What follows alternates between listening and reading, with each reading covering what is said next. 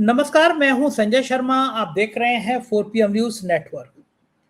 Trump साहब भी ईश्वर की शरण में पहुंच गए।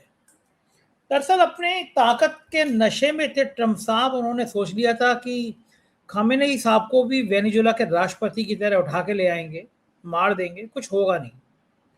लेकिन उन्हें पता नहीं था कि ईरान का बच्चा बच्चा खामेनेई बन जाएगा। इस तरह की कसम खा लेगा कि इजराइल और अमेरिका को अपनी तबाही की कहानी सामने नजर आने लगेगी। ये जो पलटवार हुआ है उसमें ट्रंप साहब ईश्वर के आगे हाथ जोड़ रहे हैं कि बचा लो भैया, किसी तरह बचा लो। और हमारे विश्व गुरु, उन पे तो चर्चा करना ही बेकार है, बहुत बुरा हाल हो गया। दैनिक भास्कर के राजनीतिक संपादक केपी मलिक से मैंने तमाम मुद्दों पर बातचीत की है। उससे पहले आपको एक बहुत अच्छी खबर ये बता रहा हूँ कि मैं 97 से हर साल अजमेर शरीफ जाता हूँ ख्वाजा के यहाँ। तो मेरा बड़ा मन था वहाँ पे गाना तैयार करने का। मैंने गाना तैयार किया। 6 मार्च को मुझे लोड करना था और 6 मार्च को देखिए इसको संयोग कहिए कि वहाँ से नजर भाई, मेरे बहुत अच्छे दोस्त है खादे में, वो वहाँ का प्रसाद लेकर आए और जिस समय मेरे ऑफिस से आए उसी समय मैं अजमेर शरीफ का गाना लोड कर रहा था। ये उसका चैनल का 4PM म्यूजिक का लोगो है और गाना आप सुनेंगे ख्वाजा की शान में, ख्वाजा की याद में, आपको बहुत अच्छा लगेगा। मेरा रिक्वेस्ट है कि 4PM म्यूजिक को सब्सक्राइब करिए। गाना सुन के मुझे बताइएगा कैसा लगा। चलते हैं केपी मलिक के पास। 4PM न्यूज नेटवर्क में बहुत बहुत स्वागत है, अभिनंदन है आपका केपी मलिक साहब। धन्यवाद संजय जी, आपका भी और आपके प्यारे दर्शकों का भी बहुत बहुत धन्यवाद। मलिक साहब, एक बात तो तय है कि ट्रंप चचा ने हमारे प्रधानमंत्री से एक बात सीख ली। प्रधानमंत्री जी ने कहा कि ये सब विकास विकास बेकार की बातें हैं।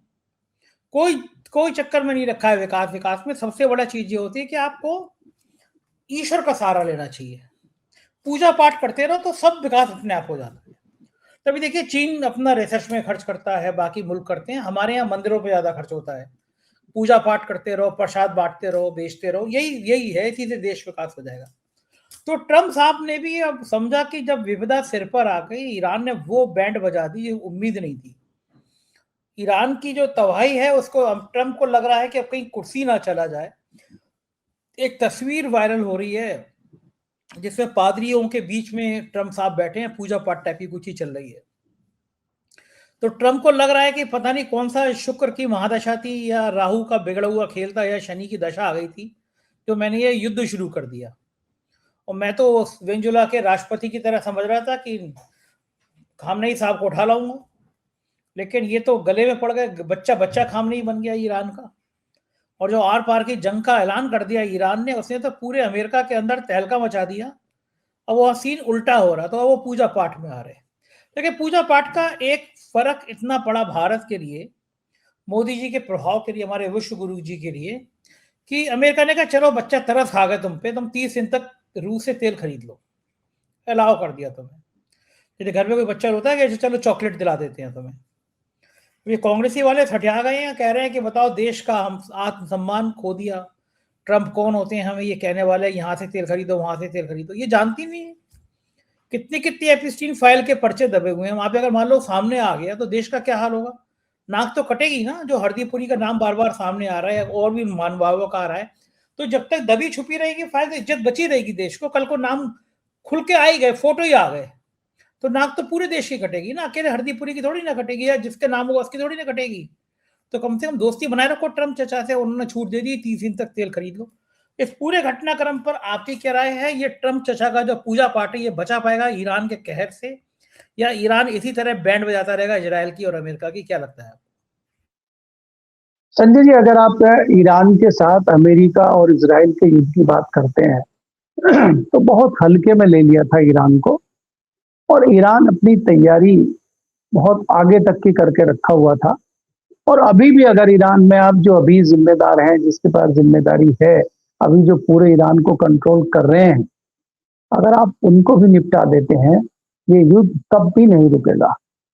और इसको हम उस सेंस में देखते हैं कि अगर आप सेनापति की गर्दन काट देते हैं, उसका शीश काट देते हैं, तो उसके शरीर के दोनों हाथों में तलवारें हैं और वो और ज्यादा भयंकर तरीके से काटेगा। ये हालात ईरान में हो गए, क्योंकि ईरान के पास अब खोने को कुछ नहीं है। उसको जो खोना था वो खो चुका है। अमेरिका के पास, इजराइल के पास बहुत कुछ खोने को है, और अमेरिका तो बैक फुट पे आ गया बहुत भयंकर तरीके से। और अमेरिका में जो हमारी जितने लोगों से बात हो रही है या चीजें छन के आ रही है या पढ़ने की बात होती है कि अमेरिका में जो इनके फॉलोअर थे ट्रंप साहब के, उसमें से 60 और 65% लोगों ने ये कह दिया है कि बेगानी शादी में अब्दुल्ला दीवाना हो गया है। और ये जो बेंजामिन नेतन्याहू है, उनके चक्कर में ये फंस गए हैं। अब इनको लेने के देने पड़ गए। अब ये कोई ऐसे आदमी को तलाश कर रहे हैं कि कोई इनका बीच बचाव कर दे। देखिए, अगर हम थोड़ा सा ढंग से और सीरियसली इस बात को संजय जी लें, आज भारत बहुत बड़ी भूमिका निभा सकता था। आज पूरी दुनिया में भारत के अलावा मुझे कोई ऐसा देश दिखाई नहीं देता जो, अगर हम बीच में रहते और हमने सैद्धांतिक तरीके से चीजों को किया होता, आज हम ईरान का और अमेरिका का समझौता करा सकते थे। ये हमारी हैसियत थी और वास्तव में हमें बड़ा सम्मान भी मिलता और दुनिया में भारत का सिर भी ऊंचा होता। आज तो हमारे साथ उल्टा हो रहा है कि हम मेहमान बना के बुलाते हैं उनके युद्ध पोत को और जाते जाते ही निपटा देती है, और हम युद्ध से 2 दिन पहले वहां चले जाते हैं, 48 घंटे पहले हम आते हैं। अब तो वैसे ही हम घिरे हुए हैं। तो हमने एक बहुत बड़ा मौका खो दिया है। आज अमेरिका बहाने ढूंढ रहा है इस युद्ध को खत्म करने के लिए। और आप जिस प्रकार की बात कर रहे हैं कि उन्होंने पादरियों को बुला के प्रार्थना करवाई है, संजय जी, ईसाई धर्म के विषय में अगर थोड़ा बहुत मैं जानता हूं, मैं बहुत बड़ा ज्ञाता तो हूँ नहीं, किसी अपने धर्म का ज्ञाता नहीं, ईसाई धर्म का तो क्या होगा, लेकिन मुझे मालूम है कि वहां पे फ्राइडे को एक प्रेयर होती है और उसका बड़ा महत्व है ईसाई धर्म में। वो पादरी प्रेयर करते हैं, तो प्रेयर की गई है और उस प्रेयर में मेरे को एक बड़ी अच्छी चीज लगी है। उन्होंने उस प्रेयर में ये कहा है कि हमारे राष्ट्रपति जी को ईश्वर रास्ता दिखाए, सही रास्ता दिखाए, और ये शायद रास्ता भटक गए हैं। तो इसका मतलब वो मान रहे हैं कि राष्ट्रपति ट्रंप रास्ता भटक गए हैं, उनको सही राह पे लाए, ये प्रार्थना में उन्होंने कहा है। और आज वो भगवान का सहारा ले रहे हैं। पहली बार हमने कोई राष्ट्रपति या कोई इतना बड़ा नेता अमेरिका का या किसी पश्चिमी देश का देखा है जो ईश्वर की दुआ कर रहा है, ईश्वर की प्रार्थना कर रहा है युद्ध से बचने के लिए। नहीं तो हम तो विश्वगुरु सिर्फ अपने आप को ही समझ रहे थे कि हमारे यहीं जो है अयोध्या, मथुरा, काशी की प्रार्थनाएं चलती रहती हैं, पूजा पाठ चलते रहते हैं, और विभिन्न स्वरूप जो है धारण करके हमारे महामहिम पूजा पाठ करते रहते हैं। उनके अलग अलग चेहरे हम देखते हैं। हमें याद है उनका बनारस का गंगा स्नान, हमें याद है उनका प्रयाग का स्नान, हमें उनके तमाम स्नान याद हैं। और हमें तो याद है वो उत्तराखंड की गुफा में जब उन्होंने जो है साधना की थी, उस साधना के बलबूते पे हिला कर रख दिया था, गड़गड़ाहट हो गई थी पूरे उत्तराखंड में, गुफा में जब वो प्रार्थना कर रहे थे, ईश्वर का ध्यान लगा रहे थे। तो ये तो हम मानेंगे कि हमारे जो विश्व गुरु हैं, कुछ हो कि ना हो, कम से कम उन्होंने अमेरिका को ये पाठ पढ़ा दिया है कि भगवान भी कुछ है, धर्म भी कुछ है। और जैसे हम उसके पीछे चल रहे हैं, हम शिक्षा पर ध्यान कम दें, हम जो है स्वास्थ्य पर ध्यान कम दें, बाकी चीजों के विकास पर ध्यान कम दें, हमारे पुल भले ही बनाते बनाते टूट जाए, लेकिन ईश्वर में आस्था हमारी नहीं टूटी है। तो आप भी थोड़ा इधर आइए, तो हम उनको अपने रास्ते पर ले जाने में कामयाब हुए हैं। कम से कम ये हमारी बड़ी सफलता है और ये हमारी बड़ी जीत है, जिसके नाते हम काफी आगे तक उनके साथ जा सकते हैं। ये बात तो हमें माननी पड़ेगी हमारे विश्व गुरु की, कि कम से कम वो ट्रंप जैसे व्यक्ति को इस रास्ते पर ले आए हैं। और क्या इसी रास्ते पे यहूदी भी आएंगे? क्या जो नेतन्याहू है वो भी कोई ऐसी प्रार्थना करते हुए दिखाई देंगे? क्या वो भी किसी चर्च में या किसी अपने धार्मिक स्थल पे जाके इस तरह की वीडियो जारी करेंगे? क्या यरूशलेम जाएंगे? क्या वो भी देखना बाकी है। संजय जी, आप देखिए, ये तो सारी चीज अलहदा रही।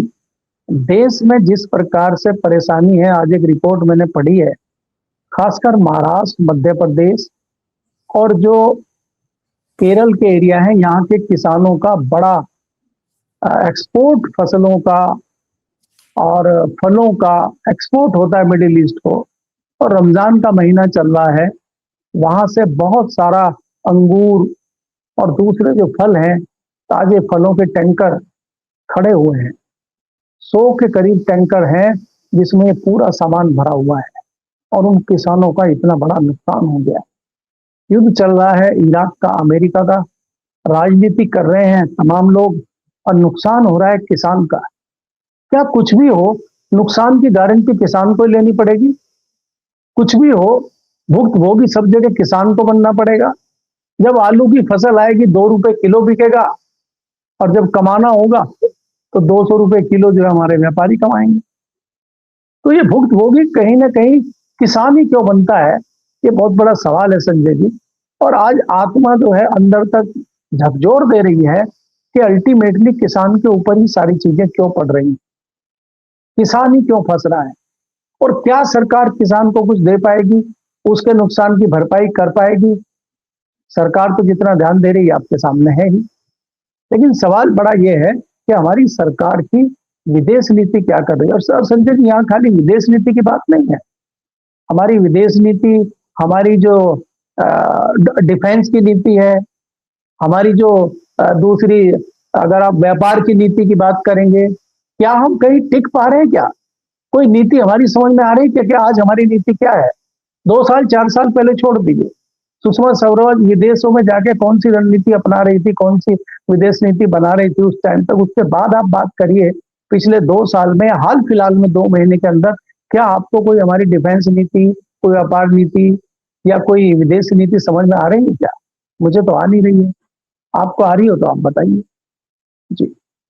बिल्कुल ठीक कह रहे हैं कि कोई नीति तय नहीं हो पा रही, और दूसरी तरफ ये जो युद्ध हो रहा है इससे तेल की कीमतों में भारी बढ़त होगी।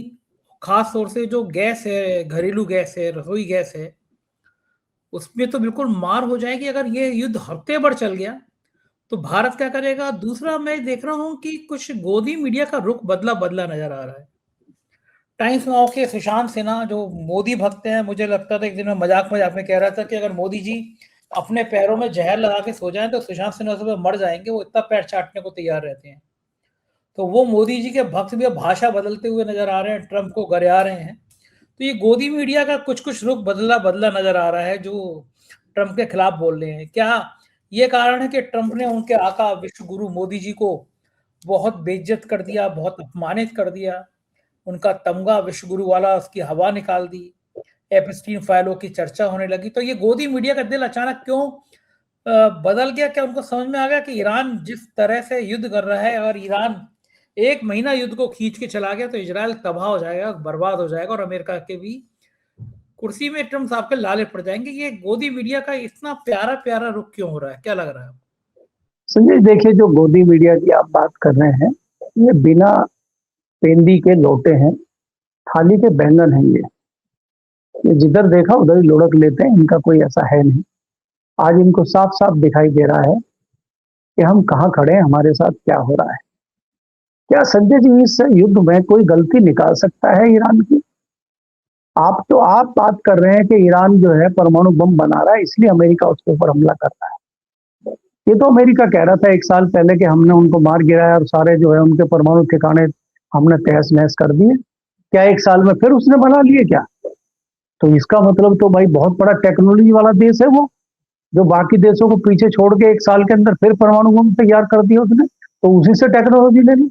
भारत को भी उससे दोस्ती करनी चाहिए, भारत को भी उससे परमाणु बम बनवा लेनी चाहिए। भाई कौन सी टेक्नोलॉजी है जो 1 साल में तो इतने सारे बम बना ले रहा है जिससे अमेरिका और इजराइल चिंतित है? तो कहीं ना कहीं बात यह है कि ये जो लोग हैं इनको समझ नहीं आ रहा क्या होगा।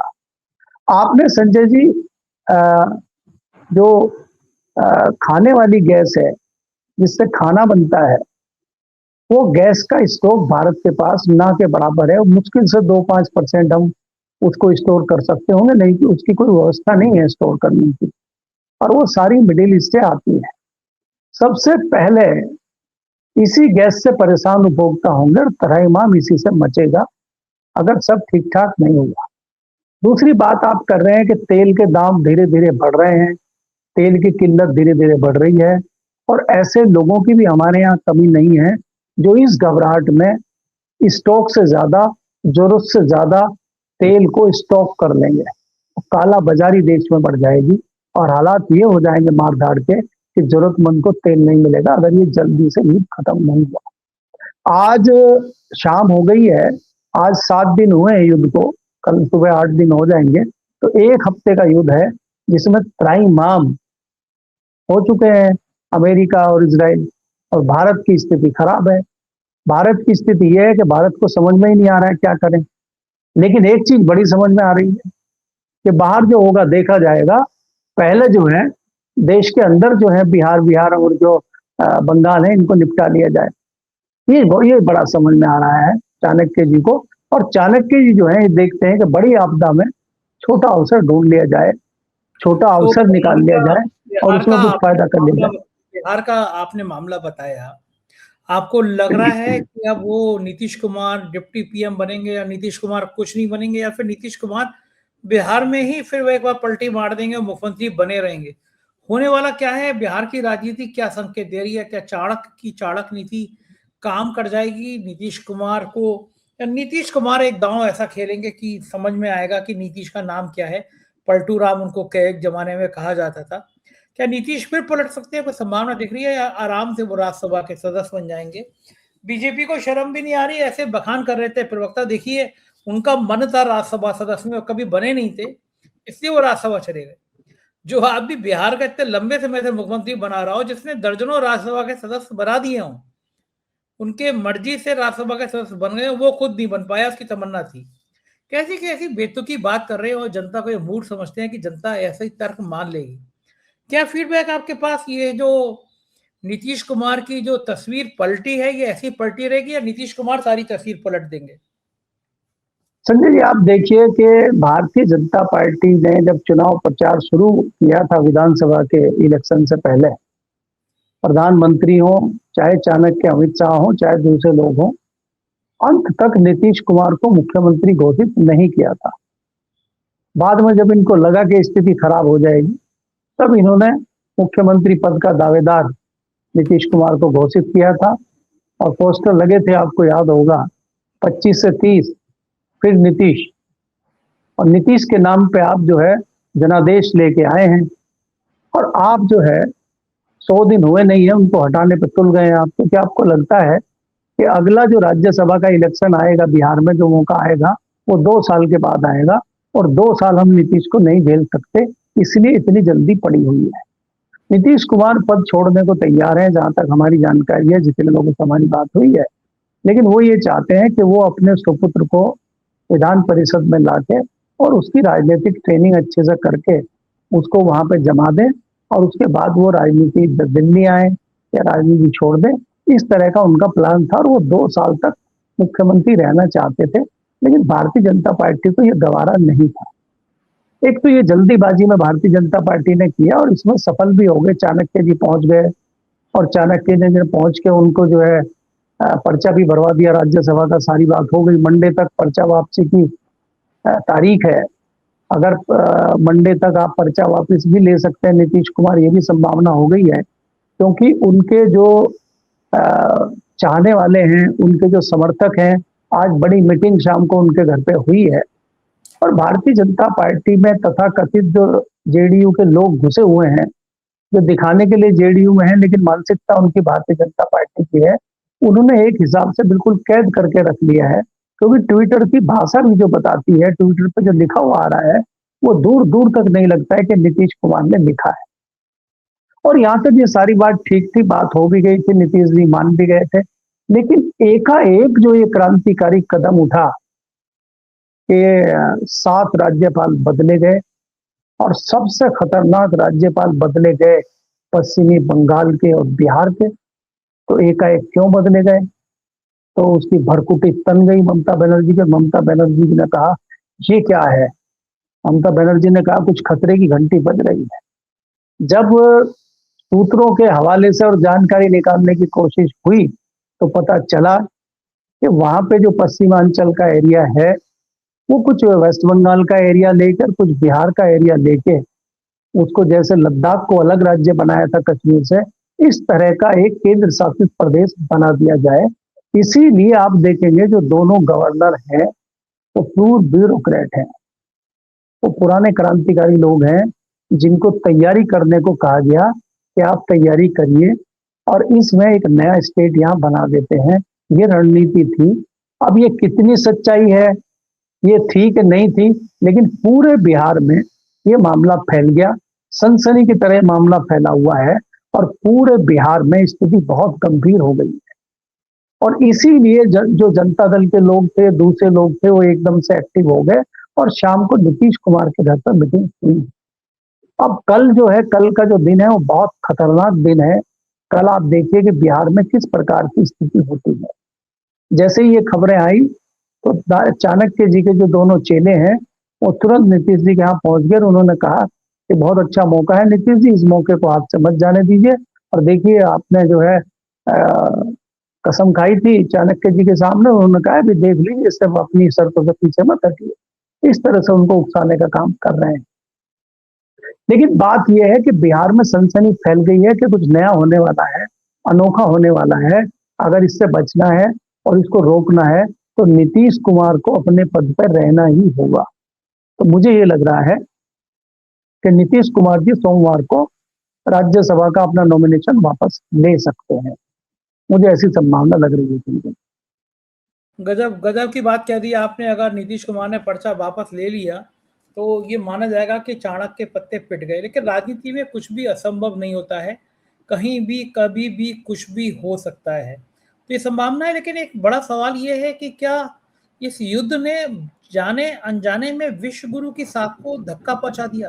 कांग्रेस जिस तरह हमलावर कर रही है कि surrender prime minister, surrender prime minister, उससे शर्म तो आ ही रही होगी प्राइम मिनिस्टर को भी और पूरी बीजेपी को भी कि अमेरिका डांटते हुए कह रहा है कि भाई तेल यहाँ से खरीदो।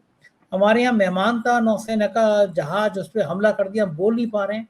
इतना कमजोर प्रधानमंत्री होगा देश का, ये तो सोचा नहीं था। लोग इंदिरा गांधी के वीडियो वायरल कर रहे हैं कि किस तरह हिम्मत से उन्होंने पाकिस्तान को 2 टुकड़ों में बांट दिया था। अब अगर नेहरू की और इंदिरा की बात होगी तो मिर्ची लगेंगी ही लगेंगी। आपका क्या मानना है? संजय देखिए, ये पुरानी बातें हैं। नेहरू हो चाहे इंदिरा गांधी हो, इनका कोई आज के परिप्रेक्ष्य में कहीं कोई समानता ही नहीं है उन चीजों में। और प्रधानमंत्री की क्या मजबूरी है, मैं यहाँ चैनल पर नहीं कहूंगा, वो आप भी जानते हैं, मैं भी जानता हूँ। और खाली प्रधानमंत्री की मजबूरी नहीं है, देश के बहुत सारे लोग फंसे हुए हैं। आप जैसे ही कहेंगे कि मैं नहीं कहूंगा तभी लोग तुरंत एमएसटी फाइल से जोड़ लेंगे।